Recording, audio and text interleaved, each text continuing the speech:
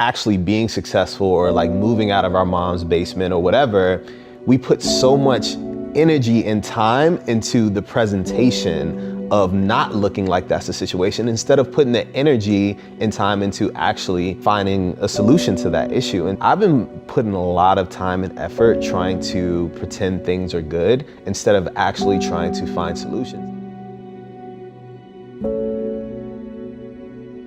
That's when I started to do everything I needed to do to try to make money and just really, when I say embrace, it's not necessarily like accept it for what it is. It's almost like, okay, this is real. I need to figure this out. Take in your surroundings, you take in the people around you, you see how they're making money.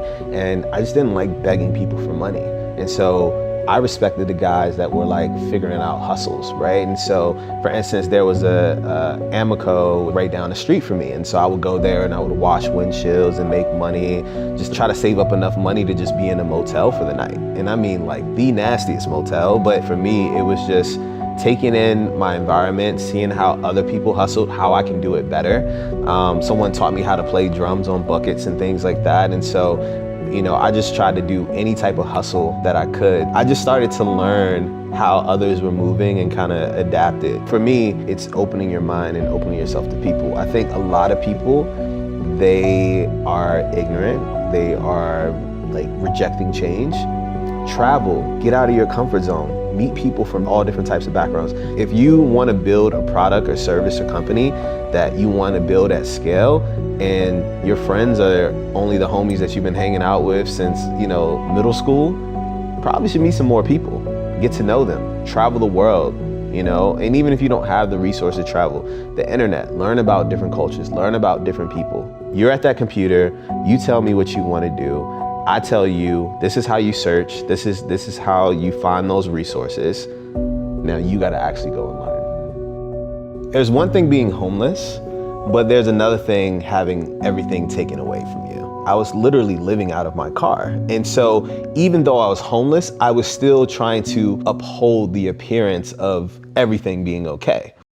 When that moment happened, it was like, whoa, this is rock bottom, because now all my clothes are gone. All the cool shoes, all the things that were material, you know, I tried to fake it until I figured things out, were gone now. And not only that, now rain and snow and all these things would get in the car, so it was like mildewy and smelly, and so I smelled. In that moment, I understood that, wow, I thought things were bad, but things are really, really bad at this point. And now I can't pretend anymore. I just have to really embrace this. I think a lot of times when we're going through things, we kind of try to figure out how we're going to finesse our way into people not knowing that things are wrong, instead of just saying, this is my life. This is real now. You have like these brief moments of kind of peace until like the next accident happens, right? And that's just life in general. You know, it's never gonna be complete smooth sailing. One of the things that I've noticed about a lot of people is that they let the hardships and the things that happen in their life, failure, stop them from, like Aaliyah says, you know, dust yourself off and try again, right? And for me, I've just never let anything or anybody prevent me from achieving what I want to achieve. And so I've always had this relentless mentality.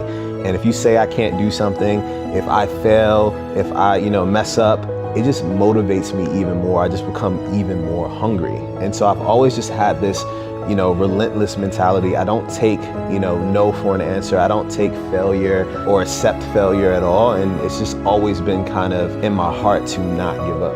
It's the rose that grow from concrete, right? No matter how terrible a situation is, no matter how bad it is, there's still gonna be a rose that grows from that concrete. And I feel like I was that, right? No matter what my situation was, I was built for this. I was not going to let myself fail.